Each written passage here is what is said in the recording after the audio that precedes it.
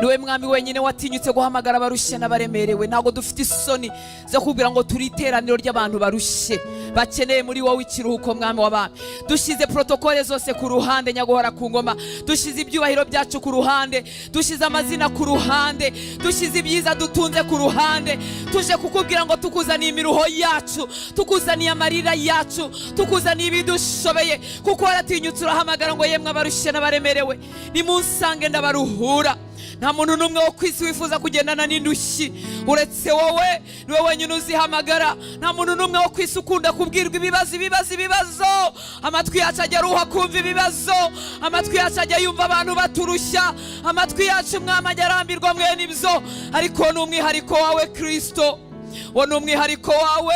Uyu mugoroba tuje kukuzamurira amaboko, uyu mugoroba tuje kugupfukamira, uyu mugoroba tuje kugutakira, uyu mugoroba tuje kuguhamagara, uyu mugoroba tuje kukwambaza.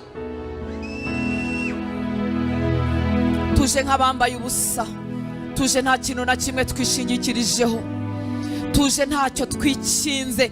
Iyo tugiye imbere y'abantu tugerageza kubikinga no kubivuga mu kinyabupfura, no kugerageza gutondekanya amagambo ngo batadutica mu ijisho. Ariko tuje imbere yawe nk'abambaye ubusa uyu mugoroba, mwami mwiza. Tuje imbere yawe nk'abadafite ikindi kintu na kimwe bishingikirijeho.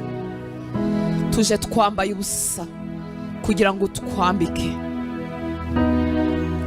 Tuje ntacyo twitwaje uretse imbabazi zawe, uretse ubuntu bwawe, uretse kwishingikiriza ku neza yawe. Tukuzaniye ibyo twishe, tukuzaniye ibyo twangije, tukuzaniye ibyatunaniye, tukuzaniye ibyaduturutseho, tukuzaniye ibitaraduturutseho, tukuzaniye ibyo twisanzemo, tukuzaniye ibyo twagizemo uruhare. Byose turabizanye imbere yawe mwami. Tuje nk'abana batoya uko bigwandika mu gituza cya nyina, baba bafite ibyondo, baba bafite ibimyira, baba bakarabye, baba bariye batariye. Yo, uko niko tuje mwami w'abami, uko niko tuje imbere yawe uyu mugoroba, twishingikirije ku mbabazi zawe ngo nizo zikubanziriza. Neza yawe igutanga imbere, uko niko tuje. Wowe ukirisha ubupfu bw'ibibwirizwa, urwana intambara zitandukanye nuko abantu bazirwana. Tugarutse imbere yawe tudafite isoni, tudafite ikimwaro kidutera kugaruka aho uri, nuko hari neza twakubonyeho.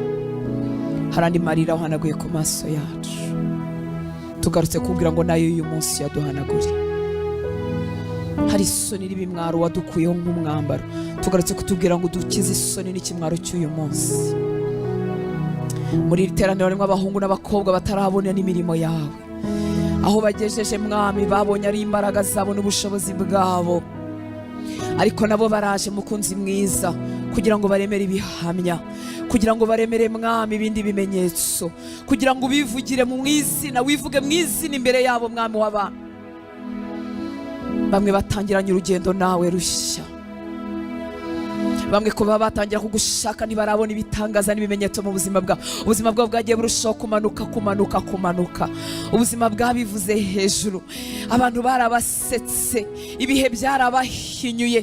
Barabwiye ngo iyo mwana mwizeye iri hehe, irimo irakora iki, niseruka igaragare turebe. Ese wibujije ibi n'ibi, wibujije amahirwe, wabuze kwakiraho abandi barongera, ngo wabaye umurokore, ngo wakijijwe. Ibibahinyuza bibaye byinshi. Turaje Uwiteka Mana Nyir'ingabo, iri joro tuje imbere yawe mwami, tukwambaza ngo ubaremere ibihamya, ubaremere ibifatika, kuko urabifite. Mfite icyo mvugiraho uyu munsi, kuko hari abantu batari kunkura wankura. Hari igihe ubuzima bwari bunshobeye, urabusobanura ubushyira ku murongo. Mfite icyo mvugiraho mwami. Hari abahungu n'abakobwa badafite ikintu barimo berekana mu miryango, badafite icyo babwira abagabo babo, badafite icyo babwira abagore babo, badafite icyo bereka abavandimwe, badafite icyo babwira abo basize inyuma.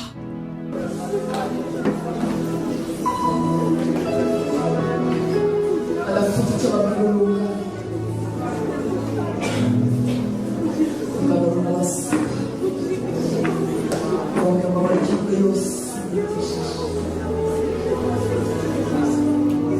Imana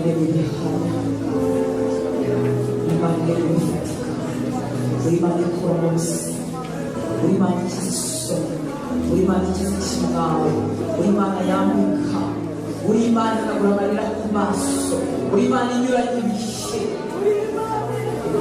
Imana yinjira muri detaye mu buzima bw'umuntu, Imana idakora ku biboneka gusa, Imana ikora ku bitaboneka, Imana itanga ibivuga amafaranga, Imana itanga ibitavugwa amafaranga, Imana itanga ibyo twahabwa n'abantu, Imana itanga ibyo tutahabwa n'abantu,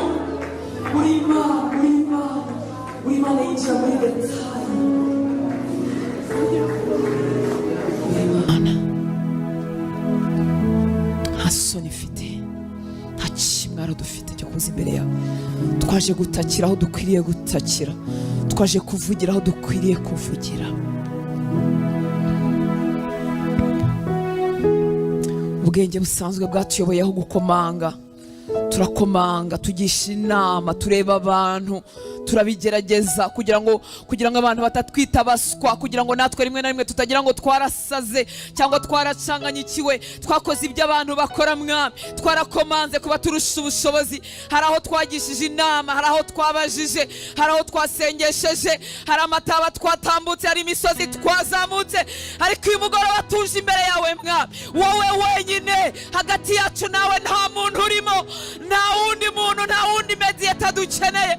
Turashaka wowe Mwami, turashaka wowe Mwami, turashaka wowe Mwami, turashaka wowe Mwami. Iby'ubwenge bwacu byashoboraga twarabigerageje, ariko uyu mugoroba tukuzamuriye amaboko, tukubwira ngo ntidushoboye, ntidushoboye, ntibyashobotse, ntibyakunze, ubwenge bwanjye ntibwabimpesheje, ubuhanga n'ubunararibonye ntibyangejejeyo, ubwiza n'igihagararo ntibyabiduhaye.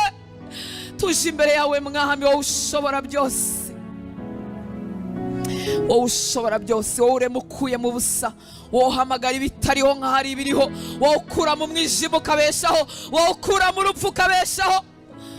Tuje imbere yawe Mwami, reka uyu mwanya ukubera umwanya wo gusenga, reka ukubera umwanya wo kuzamura ijwi, reka ukubera umwanya wo gutakira Imana. Mu gutaka kwawe, mu gutaka kwa benshi, ntagaruka Imana yumva ari uko turanguruye, ariko mu kurangurura ibicaniro by'amasengesho byazimye biragaruka, uburyohe bw'agakiza bwatakaye buragaruka, umunezero wo kubaho uragaruka.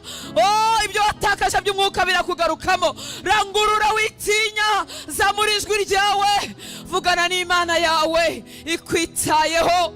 Amaso yari kuri wowe, amatwi yari ku byo usaba. Ntabwo atwitiranya, ntabwo atwitiranya ngo umugisha wawe uyobeshereze iwanjye, ntabwo atwitiranya ngo isengesho ryawe ryitiranya n'iryanjye, ntabwo atwitiranya. umuniho w'umutima wawe azi kuwutandukanya n'umuniho w'umutima wawe utazi azi itandukaniro. No gusuhuza umutima kwawe bifite imvugo itandukanye mu matwi ye, n'amarira yawe afite umwihariko, afite umwihariko. Ntaturebera mu kivunge. Uramutse usibye hano ntitwamenya ko wanasibye, ariko we si uko ameze, ntatubarira mu kivunge. Buri muntu n'uwuye umwihariko, niyo mpamvu nta muntu usa n'undi, niyo mpamvu twa turongo two mu maso yacu tudasa, niyo mpamvu imiremerwe yacu idasa, nubwo twaba impanga ntidusa. Buri muntu wese ni umwihariko, buri muntu wese Imana yamuremye yamutinzeho, ifite imigambi myiza ku buzima bwacu, ifite imigambi myiza ku buzima bwacu. Inyuzwe nuko wabaho useka, yishimiye ko wabaho nawe unezerewe, yishimiye ko nawe wasinze utarinze gufata imiti, yishimiye kutaba ku buzima bw'ibinini bya buri munsi, yishimiye kugira amagara mazima, yishimiye kutaha ufite icyo ushyiriye abana bawe, yishimiye ko wanezererwa uburyohe buba hagati y'abagore n'abagabo, yishimiye ko wakikizwa ukagira abantu bakwibuka. Nawe biramunejeje, erega nawe nibyo akwifuriza, erega nawe nibyo ashaka. Imigambi ye kuri twebwe ni myiza,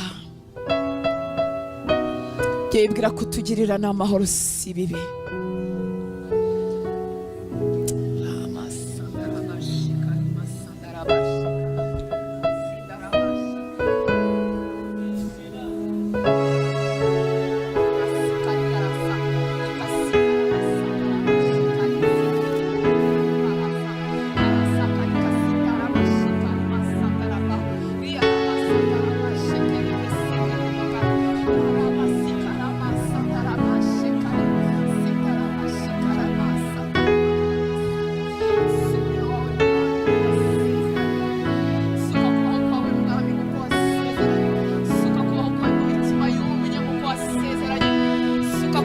mu mitima yumye nk'uko wasezeranye.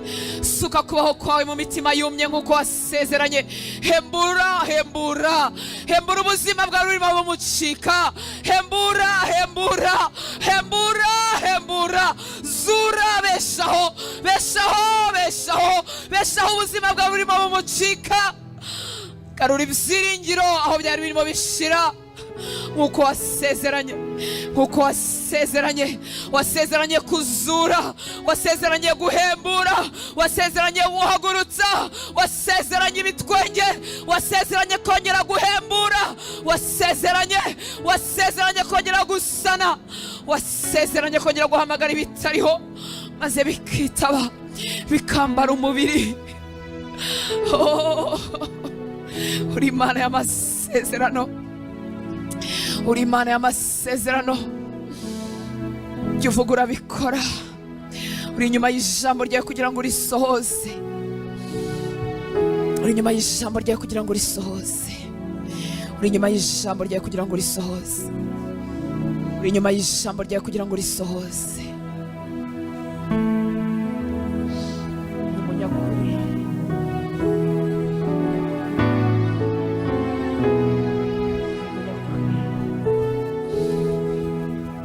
Reka dufatanye kuririmba ngo ni umugabo w'umunyakuri. Ibihamya birahari.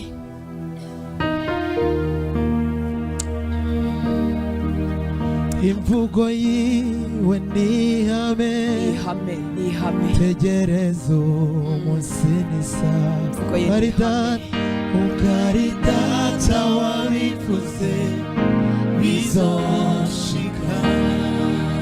N'umugabo we, umugabo w'umunyakuri. Ibihamya birahari.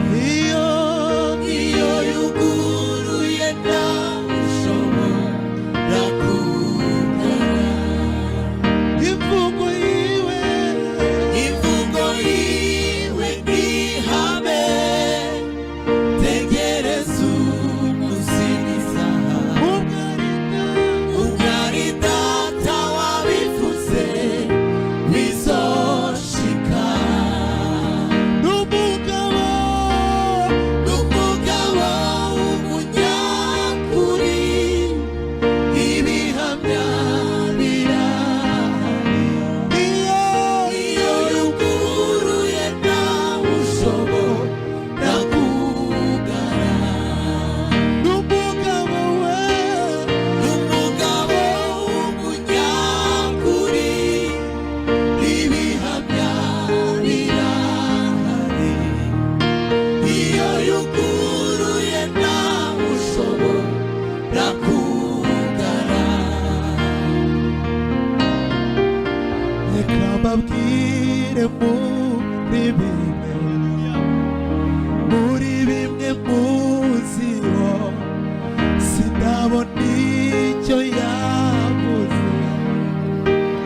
Yavuze kimera, ibyo bintera gutegereza.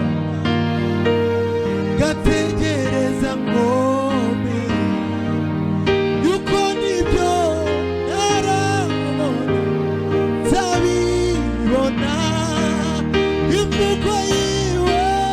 Imvugo yiwe ni ihame. Tegereza umunsi nisa. Ukaridata wabivuze bizoshika. N'umugabo w'umunyakuri. Ibihamya birahari. Iyo yuguruye ntawushobora kugara. Iyo yuguruye ntawushobora kugara. Iyo yuguruye ntawushobora kugara. Ni umugabo w'umunyakuri. Reka dusenge inshuti z'Imana, ndagira ngo ntiturangare. ejo twanditse ibyifuzo n'abandi baracyandika ibindi, ushobora no kutandika ukaba bifite mu mutima wawe, byose ntacyo bitwaye. Nuko tuba turimo gusenga mu buryo bwose bwo gusenga. Kidutera kugaruka imbere y'Imana nuko Imana iriho, nuko Imana ikora, nuko Imana itabara. Uyu munsi dufite ibyifuzo bitandukanye, ariko hano turimo abahamya ibyo bahagazemo uyu munsi. Mu myaka yatambutse byari amasengesho, byari ibyifuzo, rimwe na rimwe twanarebaga tukumva bitazashoboka.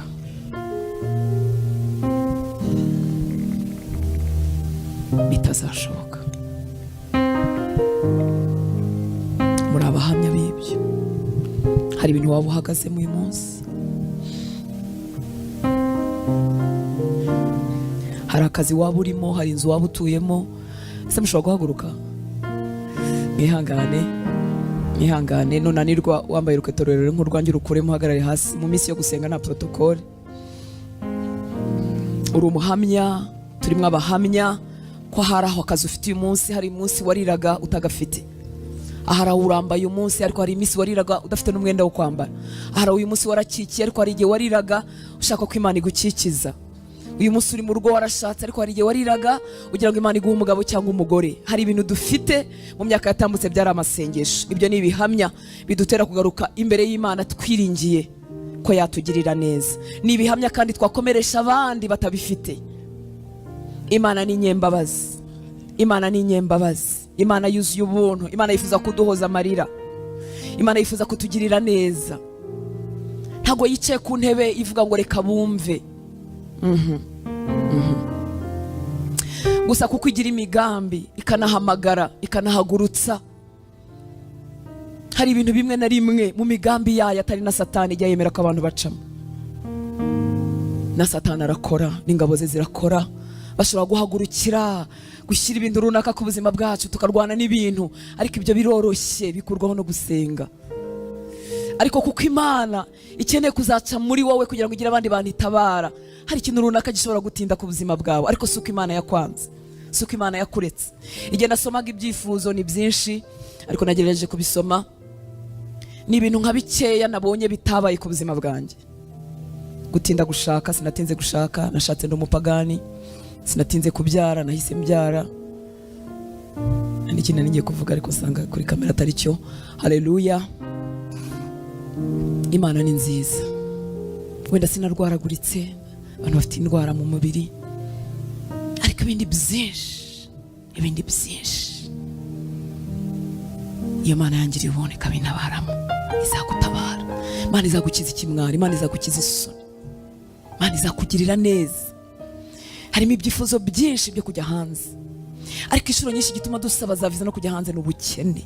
Ubukene burababaza, gushoberwa ukabura icyo ukora. Ariko Imana ishobora gutanga umugisha tutagiye. Hari nabo yawuha bagiye. Abantu bose ntituzatura ino, hari abazagenda ariko hari n'abazatura ino. Hari iminsi isoni n'ikimwaro byari byinshi iwacu, n'umva ashaka kuva muri iki gihugu. Umugabo wanjye yari yarigeze gukomera, murabizi, mujya mubyumva mbivuga kenshi. Ariko ukuntu umuntu wari ukomeye subira gucumbika iwacu, tugatandukana tutadivorushije, nkajya kuba iwacu.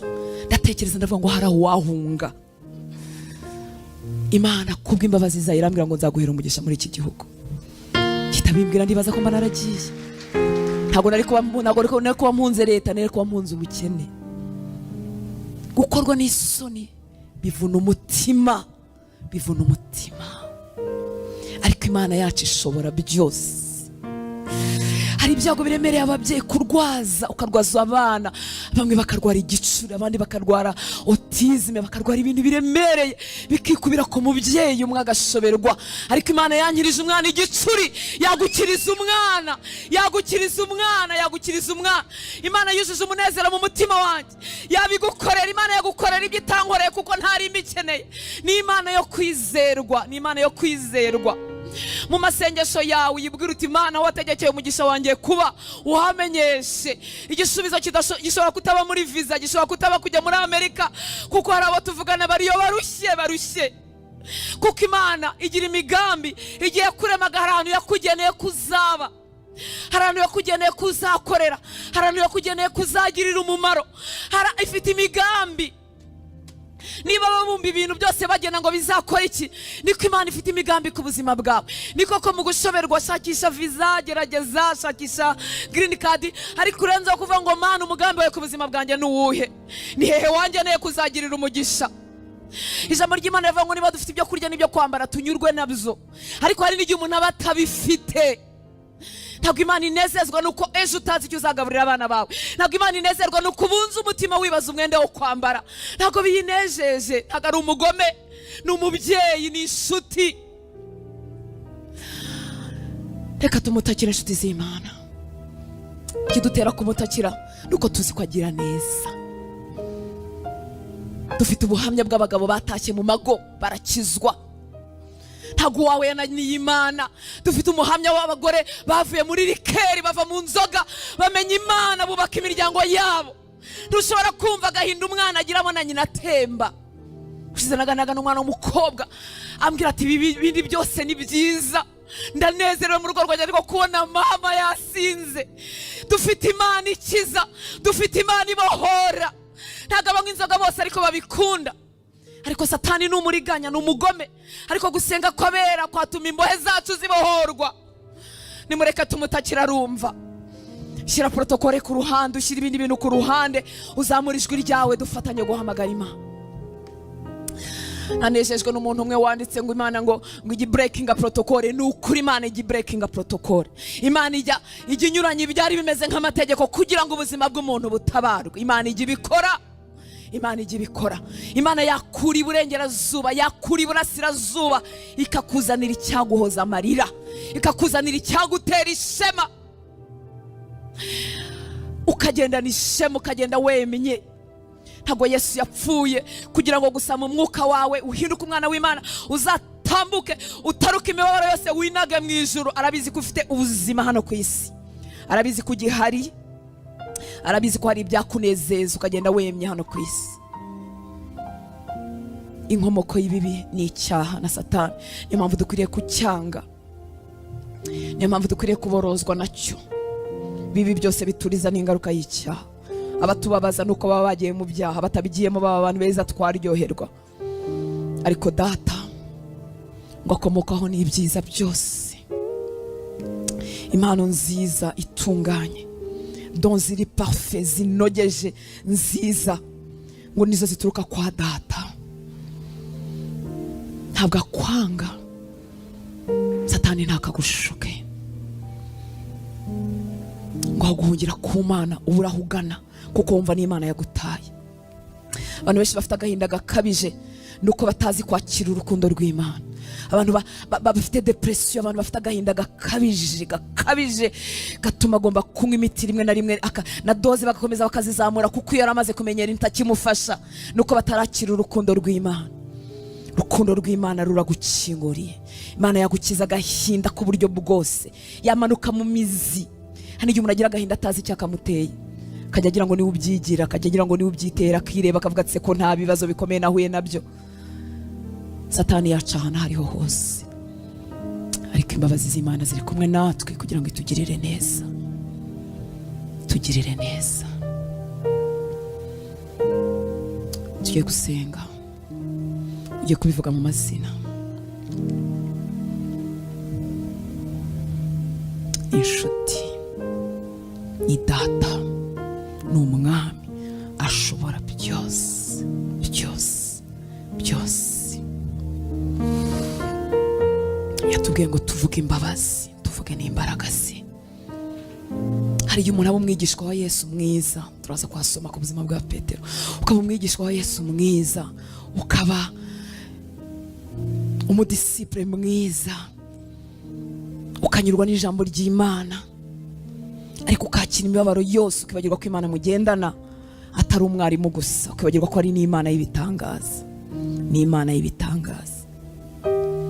Nagushaka abadisipure bishwe n'agahinda, nagushaka abadisipure bashaka gukora ibyo gukiranuka no kuba mu ijambo gusa, ariko ari indushyi mu mutima. N'Imana iruhura, n'Imana itabara, n'Imana y'ibitangaza. abagendanaga na Yesu nyuma yo gutubura imigati no kugaburira abantu benshi hasagukaga ibitebo. Ntekereza ko nta mwigishwa waburaraga, ntekereza ko babitahanaga iwabo. Yageze kwa Petero, Petero rero atangiye kumukurikira. Ageze kwa Petero ngo asanga nyirabukwe arwaye ubuganga cyangwa arwaye fievre cyangwa arwaye malaria. Akiza nyirabukwe wa Petero. Bigishwa, inshuti z'Imana, mumaze iminsi mushaka Imana, murabizi tugira umwanya wo kwiga ijambo ry'Imana, ni nacyo kimba ku mutima. Ariko Yesu ni ukuri, nagarajwe inshinga no gukura kwawe gusa ko mu mwuka no kurushaho gusa nawe, n'ibitwenge byawe byitayeho, n'umunezero wawe witayeho, n'impinduka ibifatika ayitayeho. Araruhura, araruhura.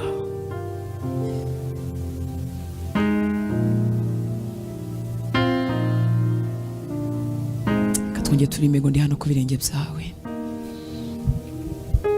uze kumubwira mu magambo yawe adasa n'ayanjye, atandukanyemo.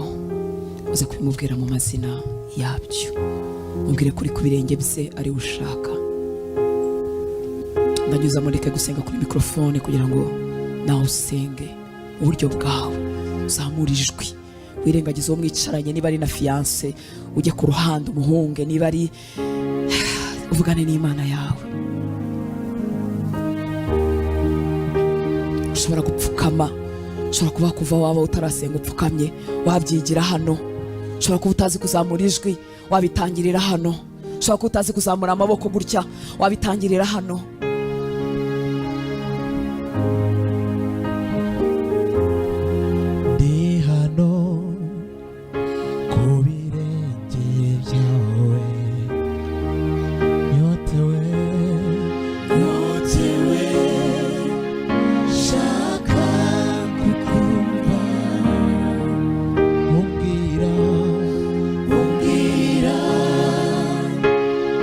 Kandi unganiriza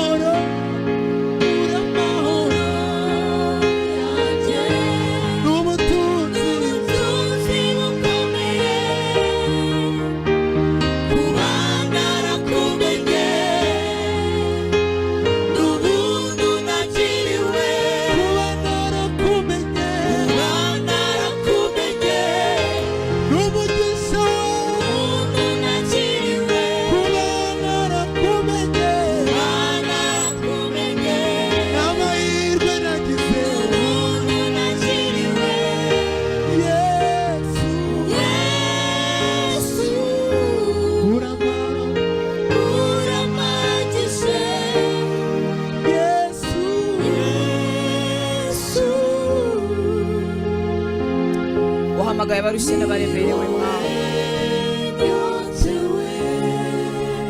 Urababwira ngo nibagusanga urabaruhura. Waraduhamagaye mu mazina yacu. Uyu mugoroba ntabwo dufite isoni zo kukubwira ngo twaje turi iteraniro ry'abantu barushye, ry'abantu baremerewe.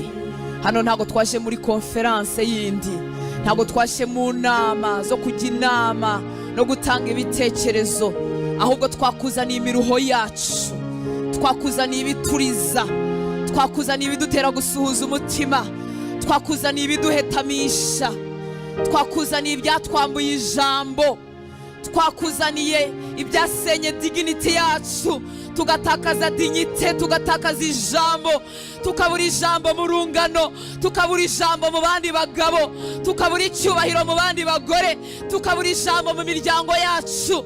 Ntabwo dufite isoni mwami zo kubikuzanira. Yo, twazanye bya bindi duhisha abantu mwami w'abantu, duhisha abantu kugira ngo batabimenya, duhisha bene wacu kugira ngo batabibona. Twabizanye uyu mugoroba byose uko byakabaye. Niwe waduhamagaye, uravuga ngo abarushye n'abaremerewe nibaze, abarushye n'abaremerewe nibagusanga urabaruhura. Nzanye imiruho y'uburyo bwose, nzanye gushoberwa ku buryo bwose, mbizanye imbere yawe, mbizanye imbere yawe kandi kugira ngo bihasigare mwami w'abami, bihasigare mwami w'abami. Nkuzaniye gutinda kubyara, wowe ukikiza, tukugarutse imbere, wowe urema imbuto mu nda z'ababyeyi, tukugarutse imbere. Nkuzaniye gutinda gushaka, gutinda gushakwa, ayiwe bakaduha amazina, imiryango ikatuvuga.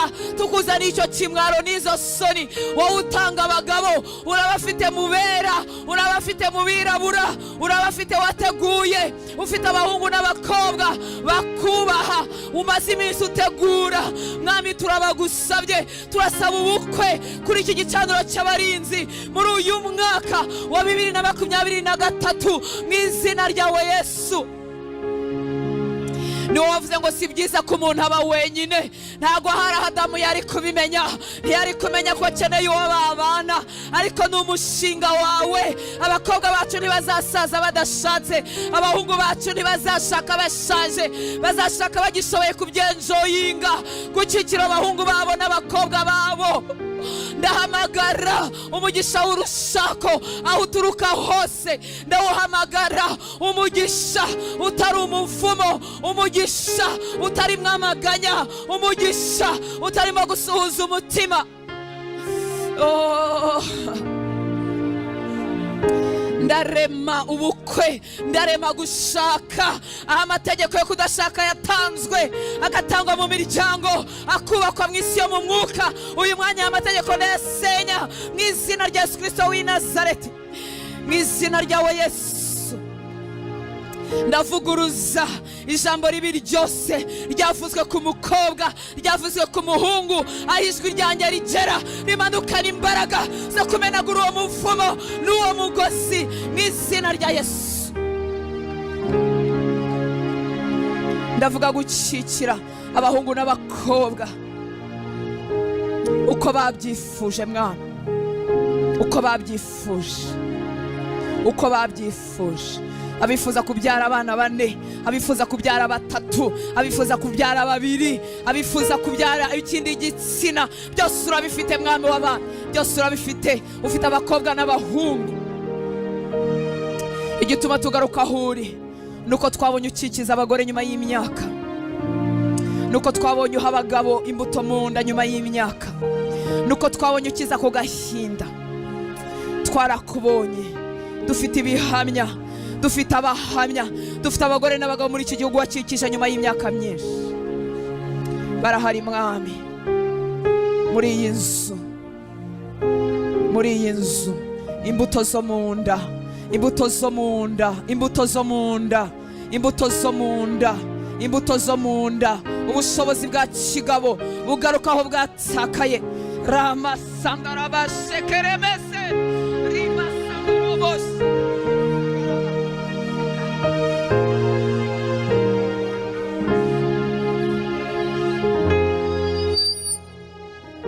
ubuzima hagati y'abashakanye aho bwatakaye bugaruke uyu mugoroba.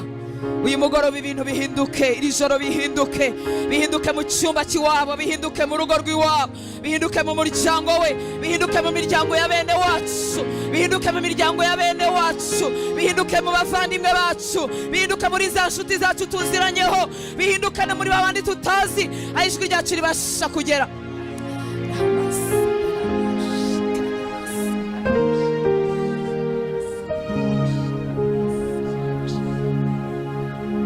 Witwa Jehova Rafa, niwo utubabarira gukiranirwa kwacu kose, ukadukiza n'indwara zacu zose, ugakura ubuzima bwacu mu rupfu, ukabukura muri rwa rwobo, ukavuga ngo nitubeho tukongererwa iminsi yo kubaho. Ndavuga amagara mazima mu ngingo zose, ndavuga amagara mazima kuva ku mutwe kugera ku birenge. Umuriro wawe utambuke mu magufwa arwaye, utambuke mu ngingo zirwaye. Umuriro wawe, imbaraga zawe zikiza, imbaraga zawe zizura, zimanuke ku bacu barwaye aho bari hirya no hino n'abari hano, zimanuke ku bana barwaye. Uri Imana yaremye ubwonko, uzi kubushyira ku murongo. Ndavuga gukira ku bana barwaye igitsure, ndavuga gukira ku bana barwaye autisme, ndavuga gukira ku ndwara tutaramenya amazina yazo. Niwe wabumbye ingingo zitugize, niwe ubasha kuzishyira ku murongo.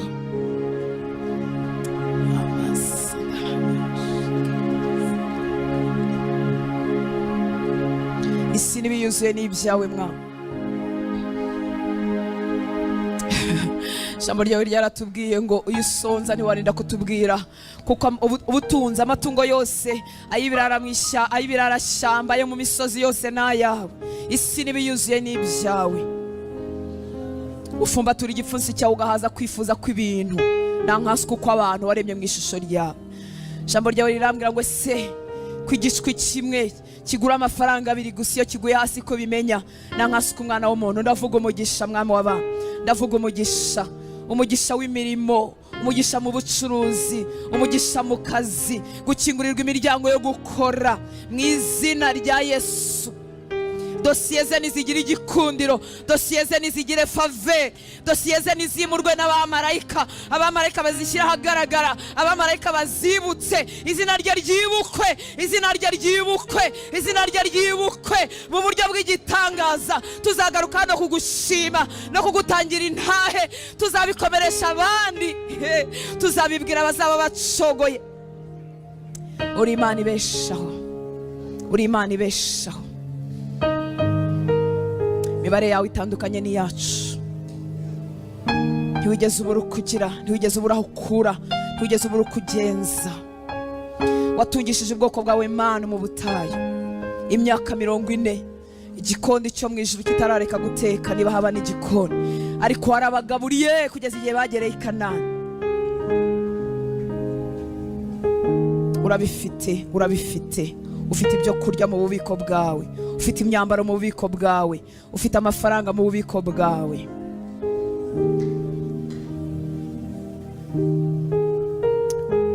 Reka umugozi w'imyenda ucikagurike. Uburetwa butuma umuntu ahora yizengurukaho, ashaka gukora ngo yiteze imbere, agafata credit ngo atere imbere. Ari ugutera imbere mwami, atari no kuryoshya, bikagaruka aho yatangiriye. Uwo mugozi wo kwizengurukaho ucika uyu mugoroba mu izina rya Yesu. Ahirwe, ubuzima bwe buhirwe. Warasezeranye mwami w'abantu ngo uzaduha umugisha, uzaha umugisha imirimo y'amaboko yacu. Ijambo ryawe rivuga ngo nituvuge ko abakiranutsi bazagubwa neza kuko bazatungwa n'imirimo y'amaboko yabo. Waravuze ngo isi kiriho ibiba n'isarura bizahoraho. Umugisha babibye, umwanzi akanyaga umusaruro ntibasarure. Baha umugisha mwami, ubaha umugisha, uhindure, nyuranye ibihe. Turahamagara mwami turatwikurura, ubwenge bw'abacu bwatwikiriwe. Ijambo ryawe riratubwira ngo intwaro zacu si nk'iz'abantu, waduhaye ubutware, uduha ubushobozi bwo gufatamira ibitekerezo tukabigomororera Kristo, tukabiguha Data. Turafatamira ibitekerezo by'abahungu baheze mu rumogi, ibitekerezo by'abakobwa baheze mu tubari, turafatamira ibitekerezo by'abagabo bataye amago yabo, turafatamira ibitekerezo by'abagore bazerereye, bataye imiryango. Mu izina rya Yesu Kristo w'i Nazareti, ubwenge buzima bubagarukemo, ubwenge bwabo butwikururwe mu izina rya Yesu. Ibikorwa by'umwanzi uyu mwanya byamburwa imbaraga ku buzima bwabo, ku buzima bw'abacu, abo dufitanye isano y'amaraso, abo dufatanye igihango, alliance y'urushako no gushakana, abo mu miryango, inshuti zacu za bugufi, ubwenge bwabo butwikururwe mu izina ryawe Yesu. Ubwenge bw'ababyeyi bataye imiryango, bataye abana, badahagaze mu nshingano, uyu mwanya butwikururwe mu izina ryawe Yesu. Suka imbabazi mu mitima mwami yabatakaje izo mbabazi, yabatakibategereje. Reka ngusabe ntagire ikintu na kimwe urekura mu bintu uzi neza ko byari byiza wahawe n'Imana. Ibintu uzi neza ko ari byiza ntagire ikintu na kimwe urekura. Wirekura abana bawe, wirekura umugore wawe, wirekura umugabo wawe, wirekura n'ubuzima bwawe ngo uvuge ngo nibyo n'ubundi nubwo nataha iki gikisi gihe cyo gutaha, si cyo gihe cyo gupfa. Ese urumva warakoze ibyo wagombaga gukora byose? Wigira ikintu na kimwe urekura uzi neza ko wari warahawe n'Imana. Wikirekura, wikirekura, wikirekura, wikirekura. Isi yo mu mwuka irireyera inshuti z'Imana, isi yo mu mwuka irafatika, isi yo mu mwuka ni y'ukuri. Imana ikorana natwe, na Satani yajya kutubasha korana n'ibitekerezo byacu. Niyo mpamvu urugamba rukomeye gutsinda rwo mu mwuka. Niyo mpamvu ukwiriye kugira ijambo ry'Imana rigwiriye muri wowe kugira ngo rivugurure imitekerereze yawe, ntiwakire ibinyoma bya Satani. Wirekura ikintu cyose uzi ko cyavuye ku Mana. Umugabo yabaye amaze imyaka ingahe yaragiye, wimurekura. Umugore yabaye amaze imyaka ingahe yaragiye, wimurekura. Umwana ntuzi niyaba, wimurekura. Wirekura, wibirekura mu mutima wawe, wibirekura mu bwenge bwawe. Ni wowe Imana izakorana nawe urugamba rwo mu mwuka ukarutsinda. Wirekeraho kwizera, wirekeraho kwiringira, wirekeraho kwizera ko izo ndwara zagenda, wibirekeraho. Data turagushimye, Data tuguhaye icyubahiro.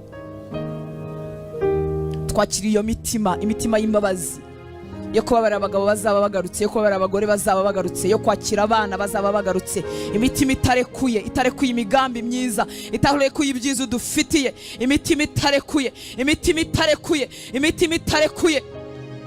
imitima itegereje ibyiza, imitima itegereje kwibona nta ndwara n'imwe ari mutaraga, atararira ibinini. Imitima igundira ibyiza waduhaye, imitima igumana imigambi yawe, imitima itarekura ibyo udutekerezaho nibyo wibwira kutugirira Mwami.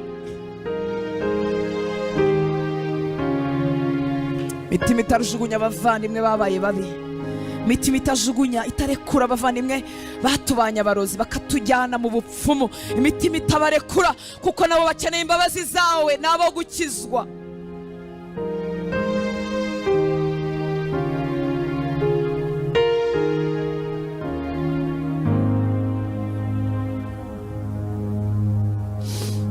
Nabo gukizwa.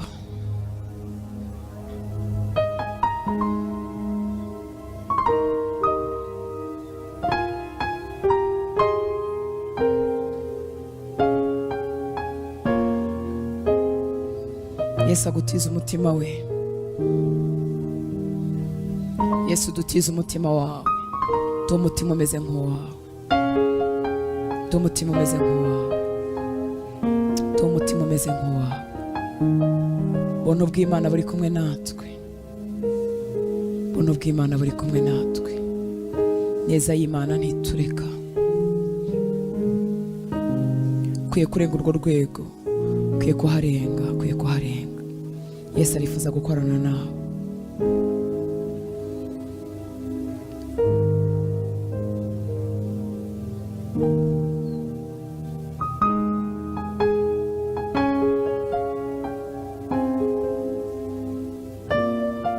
duha umutima umeze nk'uwawe, duha umutima ushobora kubakunda, gukunda bene wacu batubabaje, duha umutima ushobora gusengera abakeba, duha umutima mwami, duha umutima ushobora gusengera abarozi b'iwacu twamenye, duha umutima mwami, duha umutima mwami, duha umutima mwami, duha umutima mwami, duha umutima mwami, duha umutima mwami, duha umutima mwami, duha umutima mwami.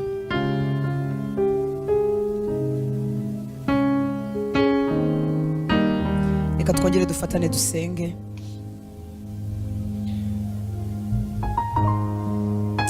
Nibigukundire uba ufite umuntu ukozeho,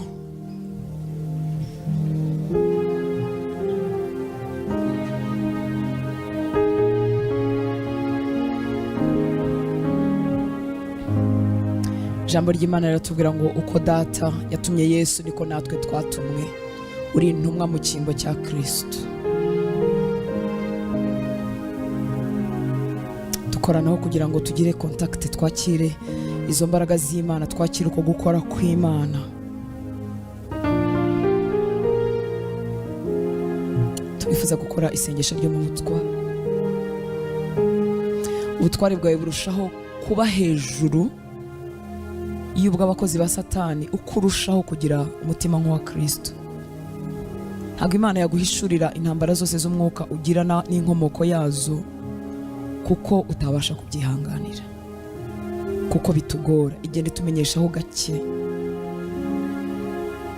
kandi rimwe na rimwe na gake wamenye karagusenya, aho kugira ngo urwane intambara y'umwuka ukarwana intambara y'umubiri. Igihe kimwe namenye umurozi kandi wa bugufi, kandi wari ubabaje ubuzima bwanjye, ariko kandi yari umubyeyi nawe yari afite abana. Ndavuga ariko Mana, kuki ushobora kwemera ibintu nk'ibi bigafata imyaka yose? Mana iranyigisha irambwira ngo abana be baramukeneye. Nubwo ari umurozi, abana be baramukeneye. Bakeneye gukora agatunga abana be. Abana be bakeneye gutaha basanga mama bavuye mu ishuri. Mana, imbabazi zayo zirenze izacu. Kuva uwo munsi umutima wanjye urakira kandi uracya. Ndamukunda kandi cyane, kandi nizeye ko Yesu azamuha agakiza. Mana ni Imana. Nta muntu wabyukana gushaka kuroga, aba yarakiriwe n'amaboko mabi.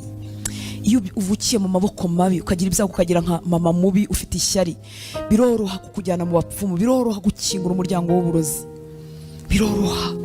Aba yarakiriwe n'amaboko mabi, akagira umutima w'ishyari. Ishyari ni ribi.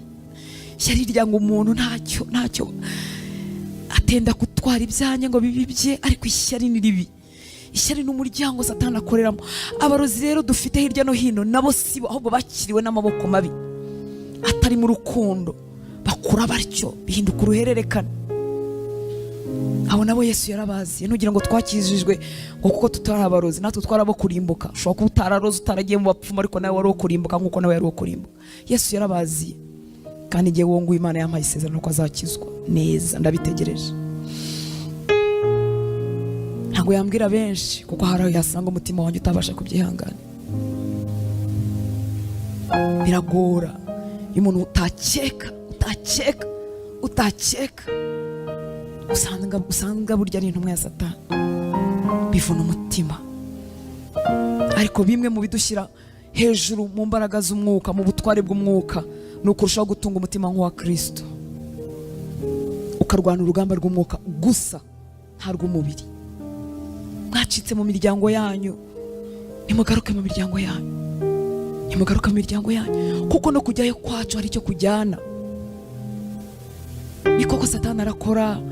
N'ubu twasengeye mu kirere kiremereye, bamwe muri mwebwe mwahuye n'ibitero, twahuye n'ibitero bitandukanye, twasengeye mu kirere kiremereye. Ibi bintu abarokore bavuga ngo imyuka yo guhora, ariko ko bibaho. Ariko ikibazo ni uburyo tubyitwaramo. Yesu wacu aberusha imbaraga. Ntabwo ukwiriye gutinya inzu y'abarozi, ntukwiriye gutinya kujya mu bukwe bw'abarozi, ntukwiriye gutinya kujya mu kiriyo, ntukwiriye gutinya kujya kwa bene wanyu, kuko iyo ugiye ugenda ujyanye ubuntu bw'Imana, bibasigira ikibuga. Jyana urukundo rwinshi, jyana imbaraga z'umwuka, ibintu bihinduke. ugenda usenga udasengeshwa n'ubwoba, ugenda urema ibintu bishyashya. Satana afite abakozi kandi ararokirita, ariko Imana iduha agakiza, yatugize abakozi bayo, itugira intumwa mu cyimbo cya Kristo. Iyo tuje tuza tuzanye ubuntu aho tugeze, tuza tujyanye umugisha. Kwitinya bimwe mu bidutindaho, dusengera bigatinda kugenda, no kugira ngo Imana itoze amaboko yacu kurwana, ityaza amaboko yacu yo mu mwuka, twigishe kurwana, duhindura abarwanyi mu bwami, duhindura abantu batababayikisha no buri kantu kose, batagira ubwoba bwa buri kintu cyose, abantu bibiharamagara, bavukira mu kurwana intambara nyinshi, mu gutsinda, mu buhamya. Nuko intwari zo kwizera zivuka, atari umuntu Satana kanga gatoya ugahita uryama ukiyoroza. Akenshi dutangiye ibihe byo gusenga bemeze nko gukoza agati mu ntozi, ibintu byose bigahita bishinyika, ugahita ugira ubwoba bwo kuzongera gusenga. Oya, nicyo gihe cyo gusenga, ahubwo icyo gihe cyo gusenga, kuko Satana bagira ngo akuvangavanga intambwe wari ugiye gutera, niyo umaze gutera usubira inyuma. Benshi bahita barekeraho, ngo ntangiye gusenga aribwo hazi ibyo ntangiye gusenga. Twese nuko yagiye atugenza kugeza igihe twamunaniriye. Kera afite umwana mutoya wongeye ubucuru, uko nafataga iminsi yo gusenga ahitaga arwara, nagambirira kujya mu masengesho agahita arwara, akagira crise ya sima, agasemeka, nabireka agakira. Bukenda avuga nti no, ngiye kumusiga asemeka. Bukeye icyo gitero Satana asanga niki kimfata, niki gikora, mwana arakira, ni muzima na bugingo n'ubu. Imana niyo kwizerwa. Witinya ko yakojeje agati mu ntozi, witinya ko yabivangavanze. Uzanesha, uzatsinda, komeze mu mwami.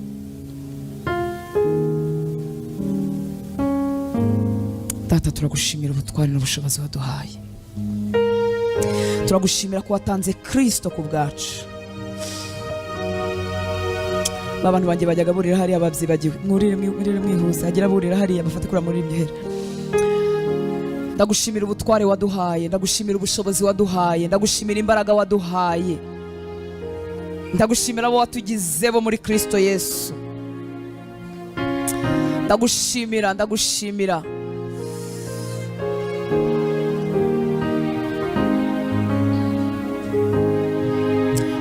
amaraso wamennye ku bwacu, ndagushimira ikimenyetso cy'amaraso kituriho, watugize ubwoko butavumika, watugize abadahangarwa kubw'amaraso yawe, kubw'amaraso yawe. Amaraso yawe yatubereye umutamenwa, amaraso yawe aradukingiye, umuriro wawe uratugose, imbaraga zawe ziratuzengurutse. Warakoze mwami w'abami, warakoze mwami w'abami, ubwo twabyarwaga n'imbuto itabora. Warakoze mwami w'abami, ijambo ryawe ryarambwiye ngo se waduhaye Kristo hari icyo watwimana nawe. Warakoze mwami w'abami, warakoze gutanga Kristo ku bwacu. Uyu munsi turi urubyaro rushya rutakibarirwa mu masekuruza y'iwacu. Watugize ibyaremwe bishya, ngo abari muri Kristo Yesu nta teka bagicirwaho. Watugize urubyaro rushya, ibya kera wabishyizeho iherezo, ibintu byose byahindutse bishya. Duhagaze muri ubwo butware waduhaye mwami w'abami, turavuguruza itegeko ryose,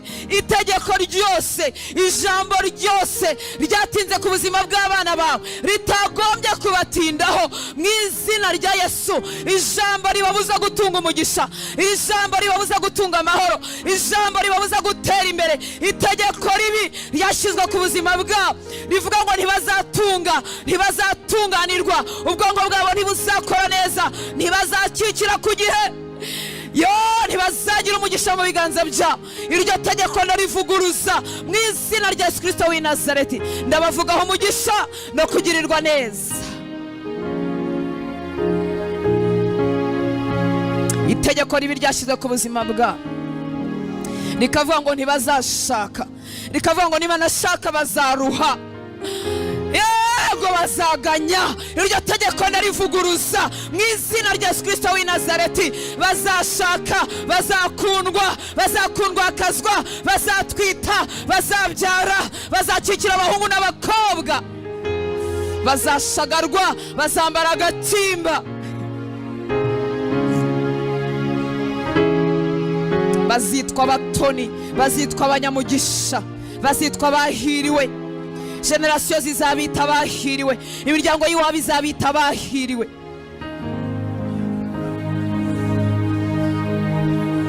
Tegeko ribi ryashyizwe ku buzima bwe ngo aho se yaguye naho niho azagwa. Uko yabyaye hanze niko azabyara hanze, uko yagize abagore benshi niko azagira abagore benshi. Ndavunagura iryo tegeko mu izina rya Yesu. Iyo umuntu ari muri Kristo Yesu aba abaye icyaremwe gishya, ibya kera biba bishize. Azubaka urugo rwe, azagira umugore umwe, azabyara abana ku mugore we mu izina rya Yesu. Ntazazerera, ntazarorongotana, ntazaruha. Ibyo azakora bizamubera byiza. Azagira umugisha, aragira umugisha, aragira umugisha, aragira umugisha mu mirimo y'amaboko. Aragira umugisha, aragira umugisha, aragira umugisha, aragira umugisha, aratunganirwa.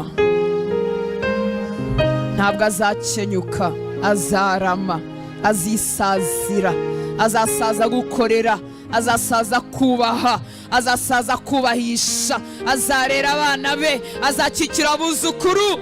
Ntazakenyuka. Uwo mugozi wo gukenyuka tuwuciye umunsi mu izina rya Yesu. Uciwe burundu.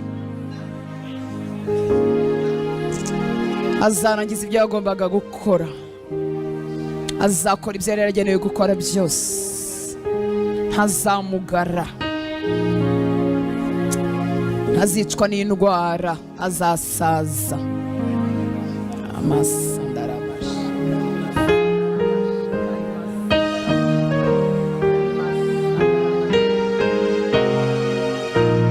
Tegeko ribi ryashyizwe ku miryango yacu ngo nta waba uzakizwa, nanakizwa ntazakomeza urugendo. Iryo tegeko ndihinduye ubusa mu izina rya Yesu. Ikigoyi kiracitse, natwe turakize, turakizwanya n'abacu, turakomerera mu rugendo, turahinduka ubwoko bwarazwe gukorera Imana, ubwoko bw'abatambyi b'ubwami, ubwoko bwejejwe, ubwoko bukorera Imana mu nzu y'Imana, ubwoko bwakuwe mu bigirwamana, ubwoko bwakuwe mu ndaro, ubwoko bukorera Imana mu rusengero, ubwoko butura Imana amaturo, ubwoko buramya Imana, ubwoko busaza bukorera Imana, ubwoko busaza bukorera Imana.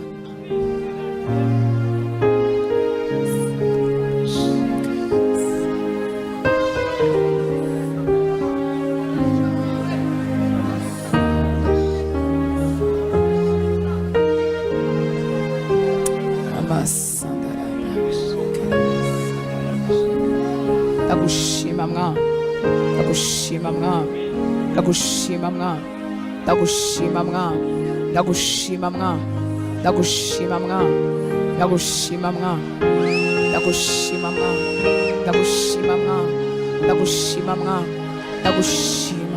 Nguhaye icyubahiro, ushyize hejuru. Izina ryawe niryubahwe, izina ryawe nirishyirwe hejuru. Turazamura ibendera ryo gutsinda, turazamura ibendera ryo kunesha. Turamamaza gukomera kw'izina ryawe, turamamaza ubumana bwawe, turavuga gukomera kwawe Kristo. Izina ryawe rishyirwe hejuru, rishyirwe hejuru iwacu, rishyirwe hejuru mu miryango yacu, rishyirwe hejuru muri iki gihugu, rishyirwe hejuru mu miryango y'Abanyarwanda. Izina ryawe rishyirwe hejuru, rishyirwe hejuru mu mitima yacu, rishyirwe hejuru mu buzima bwacu. Ndagushimira amaboko yawe adufashe, ndagushimira amaboko yawe ataturekura. Si kubw'imbaraga n'amaboko nk'uko watumye kuri Zerubabeli, nk'uko Zerubabeli yatangiye uwo murimo wo kubaka urusengero, ni nako amaboko yazawusoza, kuko atari kubw'imbaraga n'amaboko. Natwe Mwami uyu mugoroba tubwira ko atari kubw'imbaraga n'amaboko, ahubwo ni kubw'umwuka wawe. Mwuka wawe ujya wambutsa umuntu ibikombe, mwuka wawe ujya utera umuntu gusimbuka imisozi, mwuka wawe ujya urenza umuntu aho atagombaga kurenga, umwuka wawe ujya ugeza umuntu aho atagombaga kugera, umwuka wawe ujya utera umuntu gusimbuka, umwuka wawe ujya wihutisha umuntu agasimbuka ubukererwe, agasimbuka gusibira, agasimbuka uruzerero. Umwuka wawe ujya utumbagiza abantu, umwuka wawe ujya utwambutsa, umwuka wawe ujya utwihutisha, umwuka wawe ujya wakiserera ubuzima bwacu tugasimbuka ibikombe. uri uwo kwizerwa, uri uwo kwizerwa, uri uwo kwizerwa, uri uwo kwizerwa, uri uwo kwizerwa, uri uwo kwizerwa. Wandika ijambo ryawe mu mitima yacu, wandika ijambo ryawe mu mitima yacu, wandika ijambo ryawe mu mitima yacu Mwami, wandika ijambo ryawe mu mitima yacu, kugira ngo ukureba abe ariko tureba, uko ukora Mwami, uko urema ibintu, uko ubigena abe ari byo dufata. Andika ijambo ryawe mu mitima yacu, mitima yacu ntihinyura ijambo ryawe. Andika ijambo ryawe mu mitima yacu, andika ijambo ryawe mu bwenge bwacu. Turagushimira inyota uremye kugaruka mu byanditswe, kuko ibyo ukirisha bitandukanye n'ibyo twebwe dutegereza. Wabwiye umugaragu wawe Gideyoni ngo najya kuri urwo rugamba ntazitwaze inkota, ntazitwaze amacumu, ngo azitwaze ibibindi. Kandi ibyo bibindi nabyo ntabwo byari ibyo gutera abanzi babo, ngo nibagera ngo mu rugerero rw'abanzi babo ngo ibyo bibindi bazabikubitane bimeneke. Intwaro zabo zari ubupfu, intwaro zabo zari ubuswa. Uko niko dutabarira mu bupfu bw'ibibwirizwa, uko niko dutabarira mu bupfu bw'ibibwirizwa. Ngo bageze mu rugerero rw'Abamidiyani ngo bakubitane ibibindi birameneka, bazunguza imuri, ngo abanzi babo ubwabo batangira kwicana. Intwaro zawe zitandukanye n'izacu, imigirire yawe itandukanye n'imigirire yacu. Uri uwo kwizerwa, uri umunyakuri, ibyo uvuga urabikora. Uhora inyuma y'ijambo ryawe kugira ngo urisohoze. Ntabwo ubeshya, ntabwo ubeshya, ntabwo ubeshya.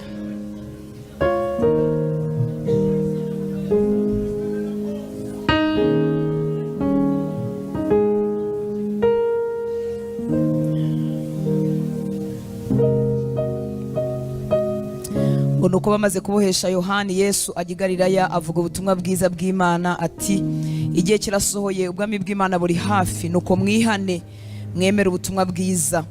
Anyura iruhande rw'inyanja y'i Galilaya, abona Simoni na Andereya mwene se barobesha urushundura mu nyanja, kuko bari abarobyi. Yesu arababwira ati, nimunkurikire nzabagira abarobyi b'abantu. Uwo mwanya basiga inshundura baramukurikira. Yicumye imbere ho hato abona Yakobo mwene Zebedayo na Yohana mwene se, nabo bari mu bwato bapfundikanye inshundura. Uwo mwanya arabahamagara, basiga se Zebedayo mu bwato hamwe n'abakozi be baramukurikira. Ntabwo nibwigisha ndasoma gusa. Ngo nuko bamaze kubohesha Yohana, Yesu ajya i Galilaya avuga ubutumwa bwiza bw'Imana. Yohana yari umuntu wa bugufi, ikindi yari mubyara wa Yesu, ikindi yari integuza. Ndahamya ko n'urupfu rwe rwanyeganyeje umutima wa Yesu, Yesu nk'umuntu. Ngo bamaze kubohesha Yohana, Yesu akomeza umurimo. Ndagira ngo utegereje ineza y'Imana nturekeraho, nturekeraho gushaka Imana, nturekeraho ibyiza Imana yamaze gushyira mu mutima wawe, nturekeraho umuhati Imana yashyize mu mutima wawe. Iki gice kirimo imirimo y'Imana myinshi. Ngo igihe kirasohoye, ubwami bw'Imana yakomeje kuvuga ubutumwa bwiza, abwira abihana ngo nibihane bemere ubutumwa bwiza. Akomeza iruhande rw'inyanja, ahamagara abo yahamagaye, abigishwa be yahamagara Simoni ariwe Petero, ahamagara na mwene se Andereya. Barobeshaga urushundura mu nyanja kuko barabarobye, barahindukira baramukurikira. Arababwira ngo nimunkurikire nzabagira abarobyi b'abantu. Uwo mwanya basiga ishundura baramukurikira. Nturekeraho gukurikira Yesu nubwo ufite ibyo umutegerejeho, ariko nturebe ibintu ngo ubure Yesu. Ngo yicumye imbere ho hato abona Yakobo mwene Zebedayo na Yohana mwene se, nabo bari mu bwato bapfundikanya inshundura. Uwo mwanya arabahamagara, basiga se Zebedayo mu bwato hamwe n'abakozi be baramukurikira. Bagera i Kaperinawumu, nuko ku isabato yinjira mu isinagogi arigisha. Batangazwa no kwigisha kwe, kuko yabigishaga nk'ufite ubutware ntase n'abanditsi. Mu isinagogi yabo harimo umuntu utewe na dayimoni. Arataka cyane ati, duhuriye he Yesu w'i Nazareti, uje kuturimbura? Ndakuzura uwera w'Imana. Mu minsi yo gusenga tuba twiteze gukora kw'Imana. Protokole no gutondekanya ibintu ku murongo ni byiza, numva nanjye mbikunze, ariko iminsi yo gusenga ni iminsi yo gushyira ibyo byose hasi. Yesu yageraga ahantu rimwe na rimwe protokole zarapfaga, iteraniro rye ryari ririmo gutaka, ryari ririmo ibintu bimeze nko kwica gahunda. Mu minsi yo gusenga tuzi imbere y'Imana, dushaka Yesu wenyine, tumushaka ko aba mu iteraniro ryacu. Niko ko turiga, turitoza kuba bigishwa, biradukwiriye, ariko muri iyi minsi yo gusenga ujye uza urangamiye Yesu wenyine. Ni umunyembaraga, kandi ibi bitangaza bye byakomeretsaga bamwe mu bakunda gahunda, kuko baravuga ngo ibintu ni inzaduka, ibi ni ibiki yadukanye, ko yajyaga akora ibintu biri ku murongo, ibi ni ibiki yadukanye. Ngo batangazwa no kwigisha kwe, kuko yabigishaga nk'ufite ubutware ntase n'abanditsi. Urumva mu isinagogi habonekamo urusaku, umuntu utewe na dayimoni arataka ati duhuriye Yesu w'i Nazareti uje kuturimbura, ndakuzura uwera w'Imana. Yesu aramucyaha ati hora muvemo. Dayimoni aramutigisa ataka ijwi rirenga amuvamo. Bose baratangara barabazanya bati ibi ni ibiki, ko ari imyigishirize y'inzaduka, mbega uburyo ategekana ubutware n'abadayimoni nabo baramwumvira. Turabishaka bifatika mu buzima bwacu. Uyu Yesu ntigeze ahinduka, Imana y'ibitangaza. Yabasanze baroba arabahamagara, akomereje imirimo mu rusengero, aho twakwita mu isinagogi, aho twagereranya n'urusengero. Yesu wacu yakora uri iwawe, yakora turi hano mu nzu y'Imana, yakora umupfikamiye muri mwenyine. Ntabwo yigeze atangirwa n'ikintu icyo ari cyo cyose. Bakomeje gutangarira imyigishirize ye, barakomeza ngo uwo mwanya inkuru ye yamamara hose mu gihugu cyose gihereranye n'i Galilaya. Bamaze gusohoka mu isinagogi, bavuye mu isinagogi bajyana na Yakobo na Yohana mu nzu ya Simoni na Andereya. Ubwo nyirabukwe wa Simoni yari aryamye arwaye ubuganga, nuko bamubwira ibye, araza amufata ukuboko aramubyutsa, ubuganga bumuvamo arabazimanira. Nimugoroba izuba rirenze, ntibyagarukiye aho, bitangaza byarakomeje. Nimugoroba izuba rirenze bamuzanira abarwayi bose n'abatewe n'abadayimoni, abo umudugudu wose bateranira ku irembo. Akiza benshi bari barwaye indwara zitari zimwe, yirukana abadayimoni benshi, ntiyabakundira ko bavuga kuko bari bamuzi. Haleluya. Dutaha ndagira ngo utahane kongera kwizera Imana y'ibitangaza, Imana y'ibitangaza. Haleluya. Imana y'ibitangaza. Imana yaduhaye ubwenge, niko turabukoresha, hari aho butugereza, ariko ukeneye kongera kwegerana n'Imana y'ibitangaza. Igarure bugufi bw'umutima wawe, ongera uyihanga amaso nk'Imana ishobora byose. Imiruho yuzuye mu isi itumye abantu bayoberwa Imana y'ibitangaza, ariko Imana ntigeze ihinduka. Imana ibahe umugisha, murakoze gusenga. Tuzakomeza ku munsi w'ejo, reka duhaguruke dusenge, hanyuma dutahane n'Imana y'ibitangaza.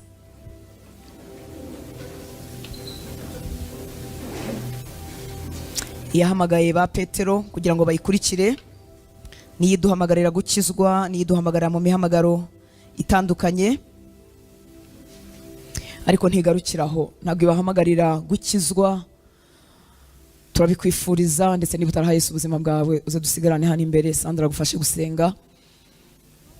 Yesu yarabahamagaye koko bahinduka abigishwa be, baramukurikira baba intumwa ze, ariko ntibyagarukiye aho. Baratashye bagera no mu rugo, asanga hari ikibazo kiri mu rugo rwa Simoni, rwa Petero, na cyaragikemura, amukiriza nyirabukwe.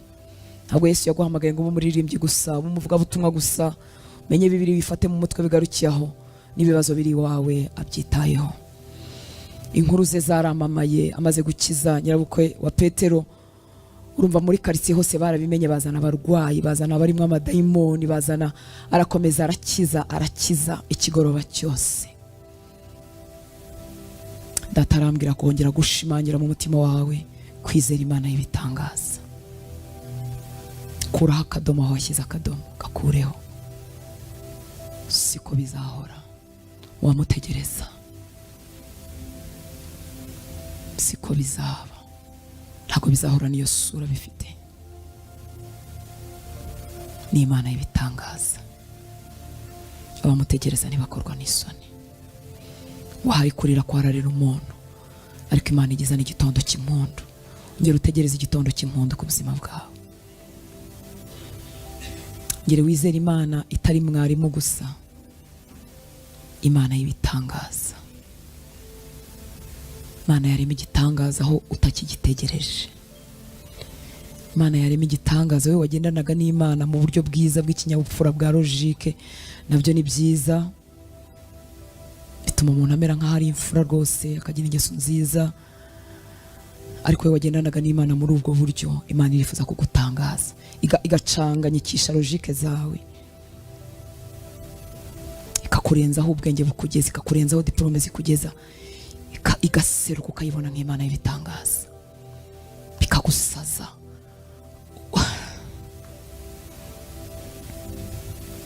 Hari abantu beza babanye n'Imana neza mu buryo bw'ikinyabupfura, ariko Imana irenze ikinyabupfura, irenze aho ubwenge bwacu bugeza. Hari abantu b'abakristo beza ariko bagendanye n'Imana aho ubwenge bwabo bugeza gusa, aho diplome zigeza n'ubupfura barabusanganywe, n'ingeso nziza barazisanganywe, ntiwapfa no kubabonaho umugayo. Baragerageza, basanzwe bitwararika, bamwe muri bo uko bitwaye ni nako bitwaraga bataranakizwa, bari abantu bameze neza, ariko Imana y'ibitangaza irifuza kwivanga mu buzima bwawe, ukayimenya nk'Imana y'ibitangaza idakora nk'uko abantu bakora, irenze aho abantu bageza. Turagushima Data muremyi w'ijuru n'isi, turagushimira ko wahamagaye abigishwa bawe basanze ku nyanja bazenguruka hirya no hino, ko niko waduhamagariye agakiza, uratuzana udushyira mu rugo rwawe. Ntiwagarukiye aho ngaho, wakomejanye na ba Petero, bari bazi kuri umwigisha usanzwe, ugeze mu rugo iwabo basanga n'indwara, ukora ku maboko abantu bagakira, wita ku bibazo byabo, ukemura ibibazo byabo. Wasangaga baraye baroba babuze icyo bafata, ukababwira uko bafata ifi, baragenda barumirwa, basanga uri Imana iteye ubwoba.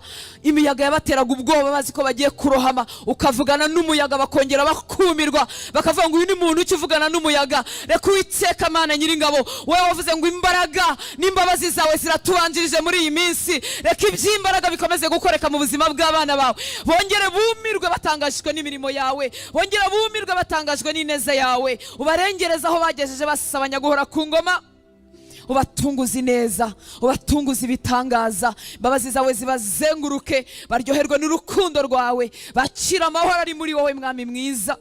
Urakoze Papa, urakoze ko wabanye natwe na none, urakoze ko waturemeye umugoroba wo kuba imbere yawe, ya miruho yose tuyisize ku birenge byawe, dutahanye amahoro utanga, dutahanye ibitotsi utanga, dutahanye ibitwenge utanga, dutahane kunyurwa utanga, dutahane gukira utanga, dutahanye ibiva mu biganza byawe Mwami w'abami, miruho yacu tuyisize ku birenge byawe. Urakoze Papa, cyubahiro cyose nikikugarukire, mu izina rya Yesu dusenze, amen. Imana ibahe umugisha, Imana ibagirire neza. Murakoze gusenga, tuzakomeza kandi tunasoze ku munsi w'ejo, uzatumira abandi.